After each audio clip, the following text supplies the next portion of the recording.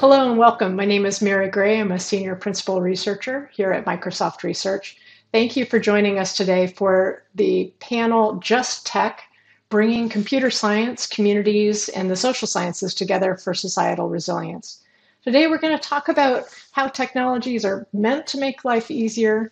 They're supposed to make life a little bit more efficient and help us move faster. But in the world of community health, we have to recognize that the impact of technologies could mean life or death. Often, community healthcare workers are bringing healthcare to the doorsteps of communities typically left out of our systems and structures that are supposed to deliver health to everyone. And technologies can often make or break the connections with those folks who need support in moments of crisis. So often we're building technologies without those communities' input. And this panel today is meant to ask the question, what difference does it make if we're building with communities and community agendas in mind? We're going to share progress from a 6-month study that's been conducted here at Microsoft Research in collaboration with partners in North Carolina, community-based organizations who are serving some of the most marginalized communities in that state. And they're a group of organizers and community-based organizations who have been working to fight COVID-19 and ensure equity across the state for more than a year and a half, almost 2 years of this pandemic. Part of the study was to understand what difference particular technologies might make to these community-based organizations, but there's a larger mission here. It's to understand what kind of processes, frameworks, methodologies could we apply in research to more meaningfully focus on social interactions rather than end users, particularly in a case where, again, it might make the difference between life and death. I'd like to introduce you to our 2 participants for the panel today representing the coalition. Dr. Wanda Boone, she had a 30-year career as a senior research specialist and executive director at Duke University Medical Center, where she worked until 2002. And now she directs T.R.Y, Together for Resilient Youth, a program to combat substance use and protect Durham's vulnerable youth through prevention strategies. T.R.Y has been recognized at the local, state, and national level as a leader in fighting for resilience for youth, particularly those at-risk youth. Dr. Boone is a member of the Collaborative for Effective Prevention Opioids Policies, the North Carolina ACEs Advisory Board, the North Carolina Institutes of Medicine, and co-chairs the North Carolina Child Resilience Social and Economic Factors Working Group. She also co-chairs Durham County's Substance Use Task Force and Durham County's ACEs Resilience Task Force and Health and Safety. She's the chair of Durham's Committee on the Affairs of Black People. And Dr. Boone is a guest speaker and technical advisor on all things that are related to strategic prevention framework, trauma, resilience, and disparities.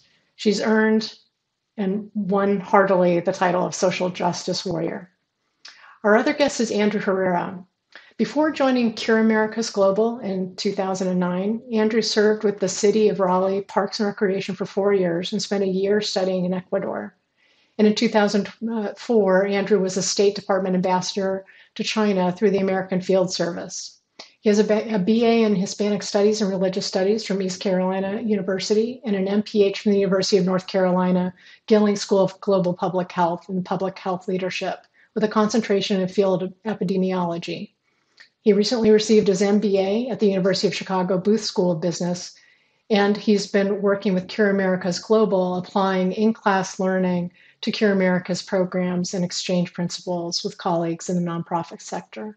He's Curamericas executive director since 2013, and he's responsible for leading strategic initiatives to develop the board of directors and day-to-day operations of this international non-governmental organization. So let me welcome Dr. Boone and Andrew Herrera. I'd like to ask each of you, and I'd like to start with Dr. Boone, if you could just give us a 5-minute or so description of your organization. Will you just let us know how you and Andrew and Curamericas came to connect, and what is the mission of your work? Thank you so much. It's so good to be here with you. So first of all, Andrew and I tried to determine exactly when we met, but we came together because of COVID-19 and the challenges that existed and still exist around the state in order to help people understand and become more educated about COVID-19 and vaccinations. So prior to that, I worked in corporate America, as Mary mentioned, for 20 years, 30 years altogether in prevention. Yes, I'm that old. But I got really disillusioned in corporate America because I saw so many challenges outside of those ivory towers, if you will. And so leaving my comfort zone, my husband and I founded Together for Resilient Youth. And oftentimes when people hear Together for Resilient Youth, then we're pinned as a youth organization that impacts the lives of youth, which indeed is true. But when you think about it, unless the adults that surround youth are whole, then youth cannot possibly be as whole as they need to be. And so that's the premise, the guiding force, the foundation of Together for Resilient Youth, a resilient community, resilient adults, resilient children in the places where they work, live, and play. And it sounds like a humongous task, but really it's all connected. And I'll just give you one example, and that is adverse childhood experiences. And this really is the foundation of the public health model that we follow.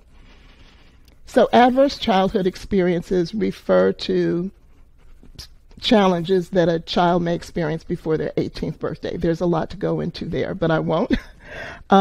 But there are actually 4 levels of ACEs, adverse childhood experiences, that we investigate and find solutions for. One is, if you can believe it, climate change, adverse climate conditions. And COVID is listed as an adverse climate condition. After that, adverse community experiences. After that, adverse childhood experiences. And then when we get down into the roots of the challenges that people face, it's atrocious cultural experiences.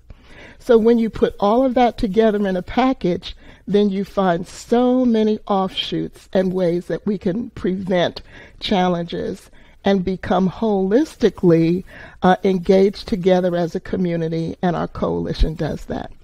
So thank you. I love how you're able to just create such a vivid picture of the holistic approach that you take, that it's from the earth to the ground of where these folks are at. Andrew, could you tell us a little bit about Curamericas before we dive into the conversation? Hello. Thank you, Mary and Dr. Boone. Always a pleasure. We have been fighting COVID-19 for who knows how long. It feels like a lifetime. But the real work of Curamericas Global started in 1983. And that work was to serve forgotten people who are often outside of the system around the world and here in North Carolina. And when we talk about what Curamericas Global does, it's public health, it's prevention. And how do we do it? It's through education and through partnership. And so working with the partners in communities. And so it's public health in the sense of community-based health, which is a little bit different than facility-based. Community-based health is knocking on the doors. It's going to people. It's bringing health care, health education, health access to every household, every single person. You hear that about the census, right? Everybody counts and everybody is counted. It's important that we go to people because people have all these barriers that we forget about. And it's so hard to empathize when there's a mom with multiple jobs and multiple kids and she's not feeling well. And maybe she had some adverse childhood experiences and maybe the bus is late and. There's so many things that get in the way of success and health. And so Curamericas is focused on breaking down those barriers and through partnership with community members, community leaders and the government and all the stakeholders to bring healthcare to people. And one of the ways that we do that is through working with local organizations. Around the world, we've reached millions of people, and here in North Carolina, about 165,000 people, but not really Curamericas, it's our partners. And when all of this started, at the COVID issue, when this came up, we saw these gaps of communities who were not getting the same amount of information, education, access to health. And so Curamericas took that model that we've used for 38 years to our communities here across North Carolina and through local donors as well to work with partner organizations like Together for Resilient Youth and other to focus on bringing healthcare to people, not waiting with our arms crossed, and through a model of community health workers and a model of focusing on our values to reach the most needy, the people who need it the most and are most often forgotten. I'm really passionate about what we do, saving lives of moms and babies and preventing unnecessary suffering. That's our focus. But the how we do it, to me, is so important. It's sustainable, it's effective, and it's cost effective.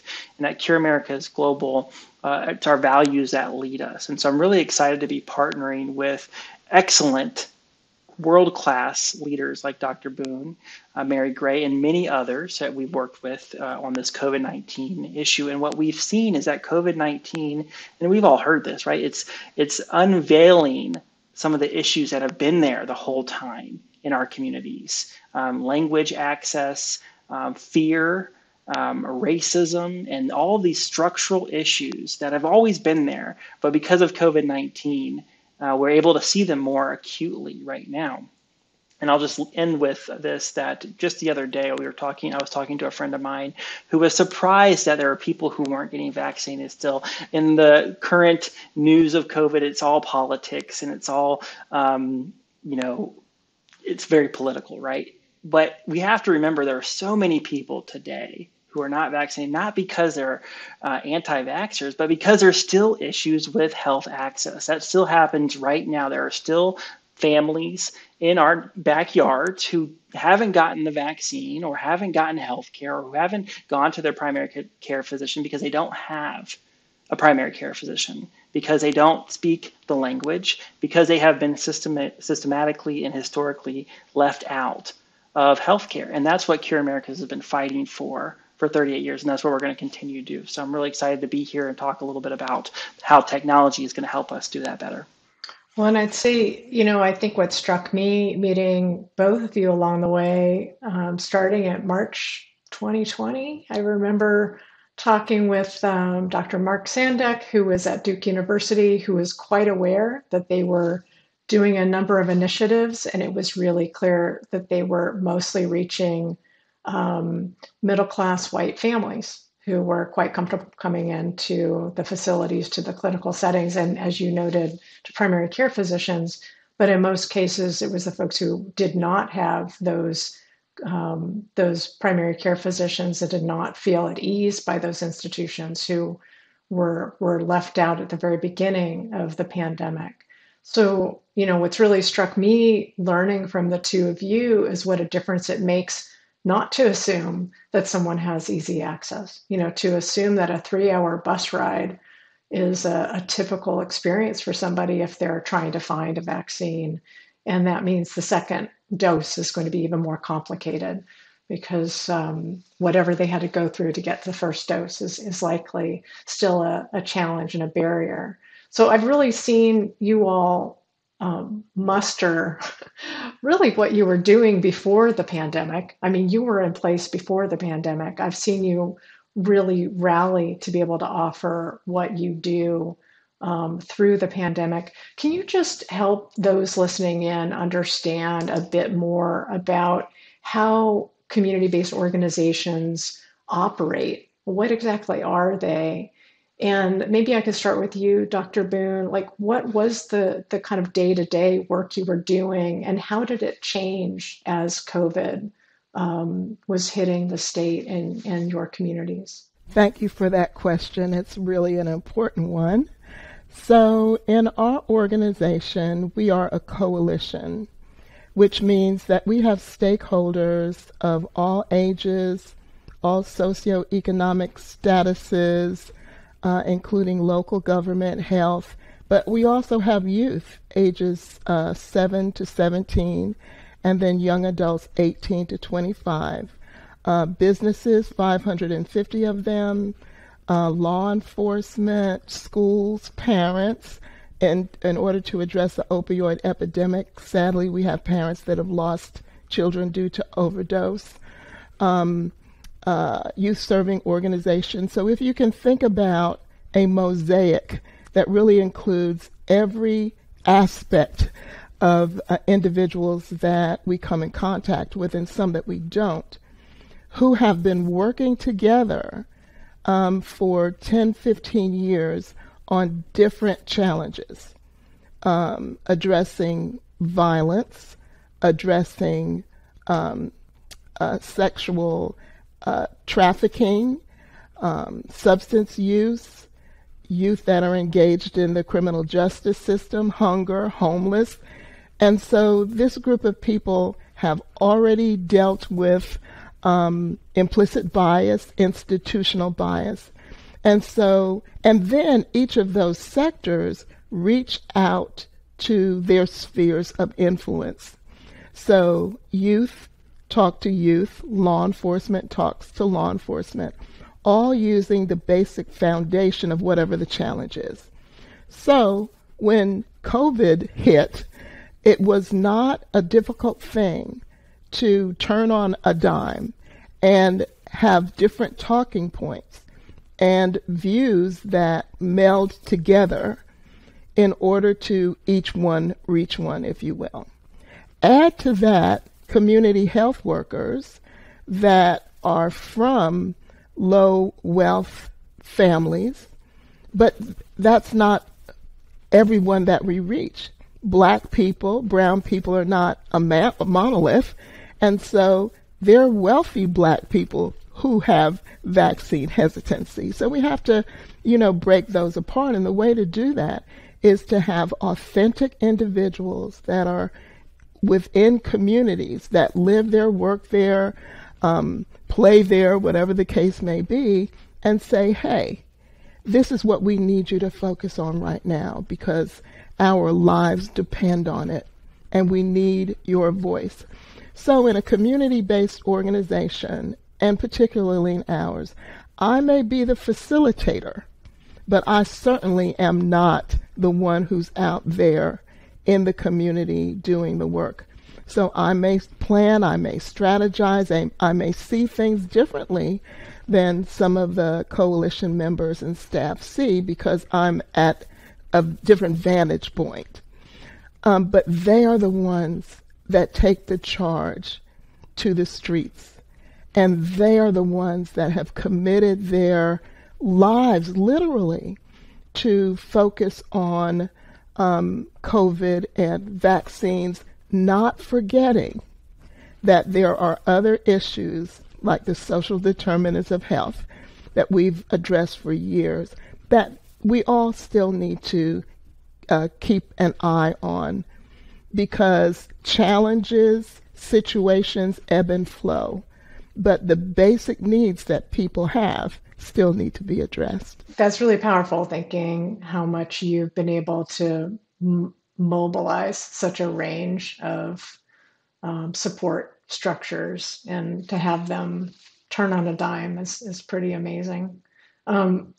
And I know along the way it's been choppy, so I feel like I would love to hear the two of you discuss like the challenges of facing COVID and also facing barriers that are there every day for community-based organizations, particularly folks who are serving Black and Brown communities who have a lot of domain expertise and at the same time are not always brought to the table. So Andrew, could I ask you to just pick up this thread of what has it been like coordinating different community-based organizations doing really, really great work and navigating that with the challenges of working in different states or in different countries where the pressures of organizing are quite challenging, like how to balance the grassroots you need to nourish with the politics. Yeah, thanks, Mary. And I would say that, you can hear from Dr. Boone that there are experts who have committed their lives to making the world better. Though I don't know if all of those groups always have the same shot at funding and opportunities. There's in our system, we have a lot of competition, and that's a good thing. Though there's a lot of times big health systems that get a lot of the majority of funding. And so what at Curamericas we've been trying to do is to show donors, whether it be governments or private donors or whoever that may be, that there's another way to spend their dollars that is more effective and more cost effective, which is to go to the existing experts who are in the communities and build up their capacity and partner with them, and not just partner, I mean, really let them do their awesome work at a bigger scale, at a faster pace, to invest with those existing partners. And that's where when COVID hit and when we saw all of this opportunity to help and to plug in, my perspective was to make sure that dollars got to the front lines and to not do the same old, but to work through community health workers. It's complex because each environment is so unique. And I've been very lucky to be in the Research Triangle, and in Durham County, there's all of these experts working really hard for their community. And in other counties, there's less. There's less CBOs. But there's always somebody doing good and working hard, and who has the experience and the compassion and the values to step up. And so that's been one of the parts, is to find trusted partners. And I think one of the benefits is that we have with Dr. Boone and others, this values first perspective. There's a lot of trust because we share values. I think on the other side of this with the donors, it's hard to explain some of the challenges. It doesn't seem like it would be this challenging or this hard, but why isn't it in Spanish? Why isn't it in Spanish? Why isn't it in Spanish? Why do you think giving out a bus pass is the answer? You know, all these like quick solutions that people might, who are disconnected, might, try to brainstorm or solve, that actually just create more problems down the line. I was surprised by that with COVID and the system and the donors that I was working with. I was surprised at things that Dr. Boone knows and has been doing for years, and that Curamericas has been doing just kind of inherently because of the work that we do. I was like, whoa, oh, you don't quite understand the barrier that family has. You don't understand what it's like to ride the bus as you described, or to be afraid of your documentation status, or to just not have any other option, to not have anything else because you're hungry and that's the first thing, or your baby needs something and that's your number one priority. So how can you prioritize other things when you got to focus on your baby's immediate needs, or your housing situation, or you just got through a mental health crisis, or so many conditions that are really hard to understand unless you're connected to it somehow.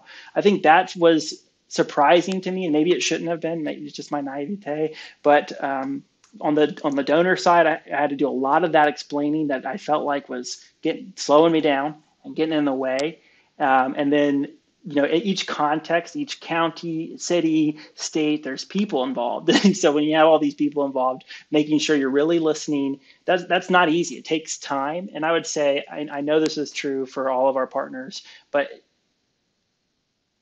it's been so much. It's been so much work. It's been so much to be in public health during this public health emergency.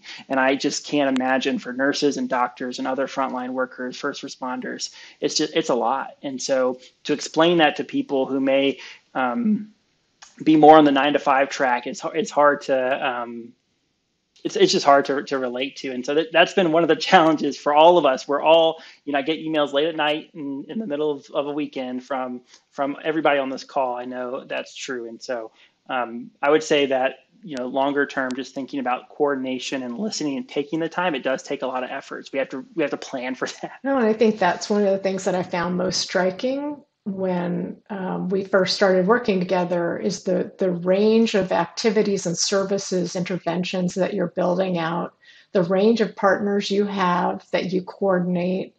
And in my mind, it was clear this is both a logistics challenge and also fundamentally a question of how much of the work you're doing is often, it's not just unsung, it's not seen. So, when we first started working together, and I thought, surely there's got to be some technology, a set of systems that's in place, because when we met, you were using a mashup of, Google, Slack, and Airtable. And you were meeting your needs. You all work with Excel spreadsheets, constantly open across a lot of different documents. And you make it work, but it's just so clear that nothing has specifically been built with you saying, these are our priorities. This is our agenda. It didn't feel as though anybody was necessarily listening to what it was you all needed to be doing. That's kind of the opening question for the research we're doing together is, what does it mean to be able to build technologies with community groups who are distinct, are independent organizations, and they will be coordinating, but at no point are they the kinds of large businesses that tend to buy seats of software licenses, or are they public sector institutions where everybody is going to use whatever they're told to use. Like, you are really the perfect example of the foundation of being able to provide support. And in many ways, you're the scrappy small business that makes things happen. That's certainly been my experience. So I want to switch to the nuts and bolts of this thing that we're building together. And just, if you could say a little bit about, like, why would it matter to have technologies that you've more hopefully than had a hand in building, but have really directed the orientation and the agenda of what it is we're building? And particularly, if you could just say a little bit about the data piece. What difference would it make for you to be able to control the data that you are managing about the people you're working with? Why don't I start with you, Dr. Boone? This is an exciting process for me, and probably my face isn't showing it because I'm trying to think of all the things that I want to say in such a little bit of time. But before the software, it was the relationship and the respect that was established by the team.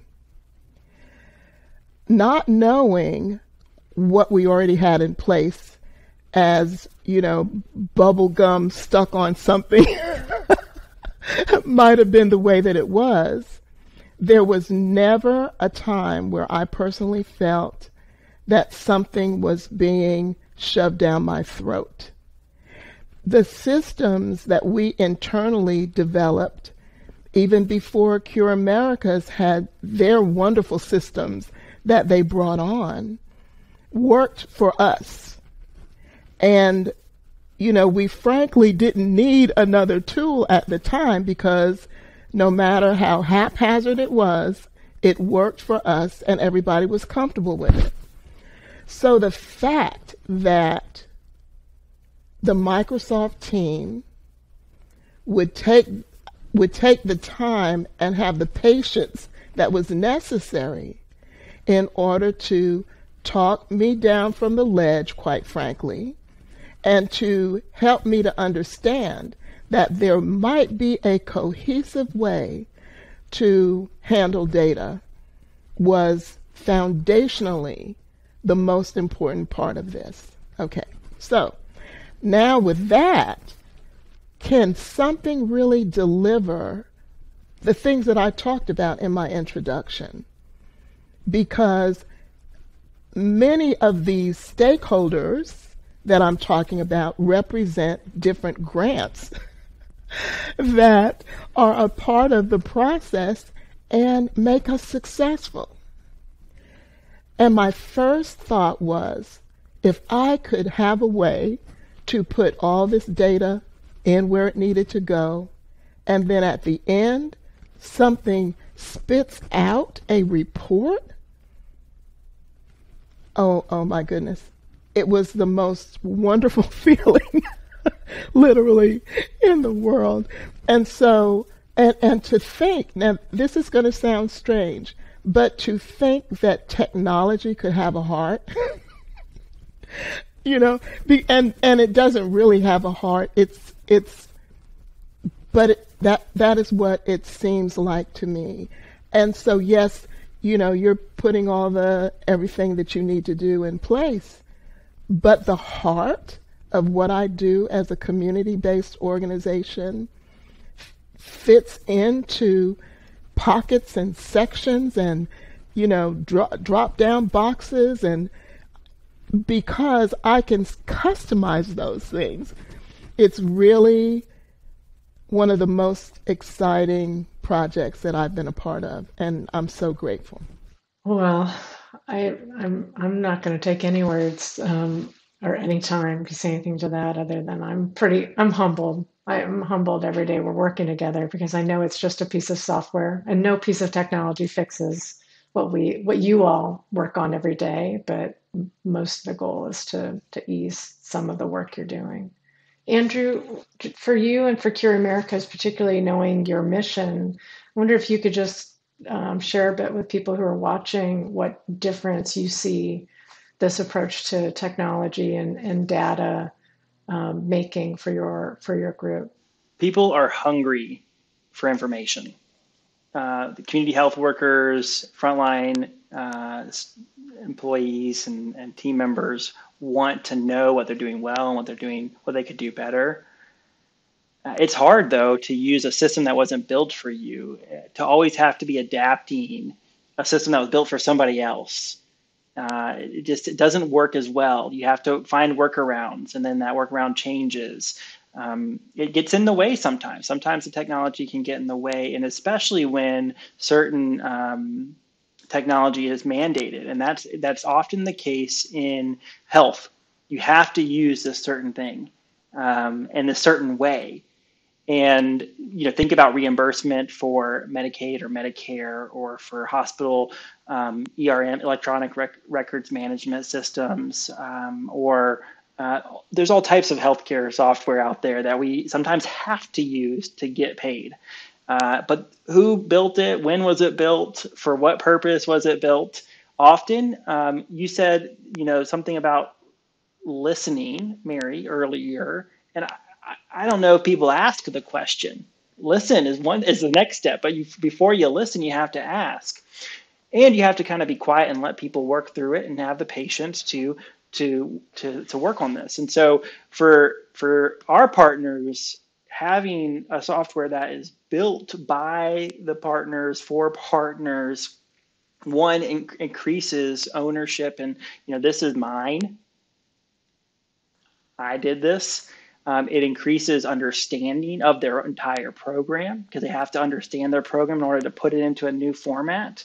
And I think it prepares our partners and Curamericas to be able to demonstrate the success we know is there, but we have to prove it somehow. How do we prove it? And it's, you got to pull up your Excel spreadsheet or something that was built for something totally different. Somebody mentioned, why don't you use this CRM or that CRM? Well, they're not built for this. So you have to think about the word, account versus, the wording's not meant for you. The pop-ups don't make any sense. Again, it's not in Spanish or in your language, or et cetera. It's not customizable. So really, I think it's allowing people and frontline agencies, CBOs, community-based organizations, to have something that they can use, that they can own. And I think also down the road, our hope is to show the value of data, real live, quick and actionable data. We have to report to our donors. And at the end of the day, we got to get the grant. We got to get the money. We got to get the reimbursement. So we need that trigger. But another huge opportunity is to be able to predict or find the mom or the family who nobody else found for some reason. because, often it would just fall through the cracks, that person or that family. So I think there's a lot of runway, there's a lot of opportunity on how this will shape this, but immediately it's allowing us to collect real data and be able to report that as needed. No, and I think for me, what I've learned again from working with all of you is that you really are these deep subject matter experts who have been missing from most of the conversation, not just about COVID, but about care, about the value of everything from telehealth to last mile health delivery. Often who's missing is the person who actually does that care. And then, as you pointed out, Dr. Boone, within that, there's so many different domains of subject matter expertise. So I've just been profoundly moved by seeing what a difference it makes to constantly have your perspective flooding, my mind. Like your voices are always there for me anytime we're having a conversation with our engineers. And I was just going to sketch out for those listening the open source software we've been developing that's releasing as we're recording this session. It really hinges on learning from those subject matter experts and the range of all of you, and then having domain experts like me who have a sense of the problem, have perhaps a way to synthesize the range of those experiences and then share them with the domain expertise of the technical foundational computer scientists and engineers we're working with. So it's really this multidisciplinary team that's coming together and trying to figure out, okay, how do we listen? How do we stop and listen? And I am struck, Andrew, you're right. I actually don't know how much deep listening is a part of some of those earlier health systems, but I think at the end of the day, the goal is at minimum, we've got an intake form that's going to be the beginning of collecting data from people who are often entirely left out of the picture. And together, and I guess the question I have for you is what you would hope out of a future together. But together, I see you as having the most robust map of the needs in aggregate of communities who otherwise go missing or disappeared. That you quite literally together can tell the state of North Carolina just how many people are food insecure, need housing, and a second COVID shot.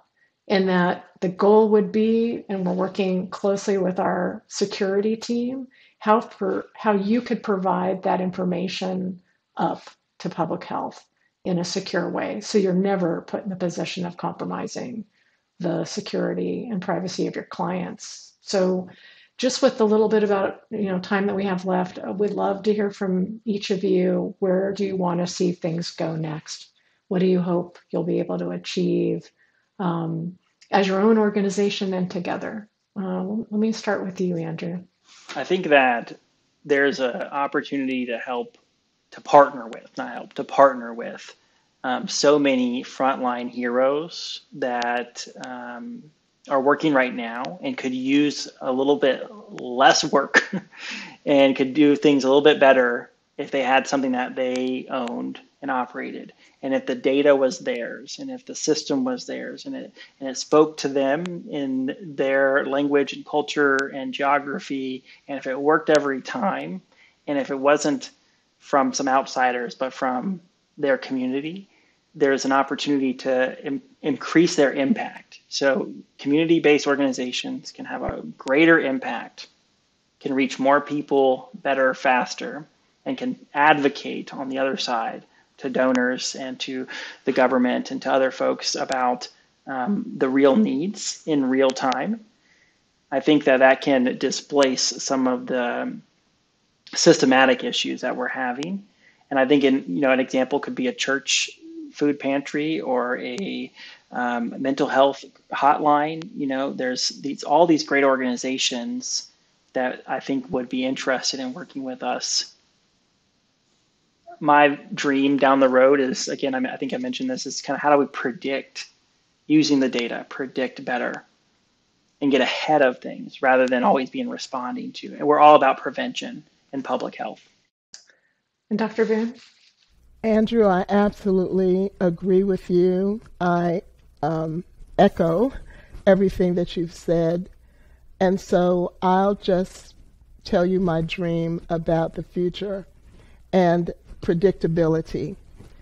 So when I think about the social determinants of health or the social drivers of health, whichever way you want to say that or describe it, they are sections of things that all people need in order to thrive and live their best lives. Each area of the social determinants of health points out a different way to address what a particular need is, from economics to health to racism. And as we're addressing those drivers, we are able to predict where people are in terms of their need. And I am awestruck that someone hasn't thought of this before. That there are systems that are being developed all across the state, all across the country. I've spoken in other states, they're having the same kind of challenges. So ding, ding, ding, you know, we can help them there.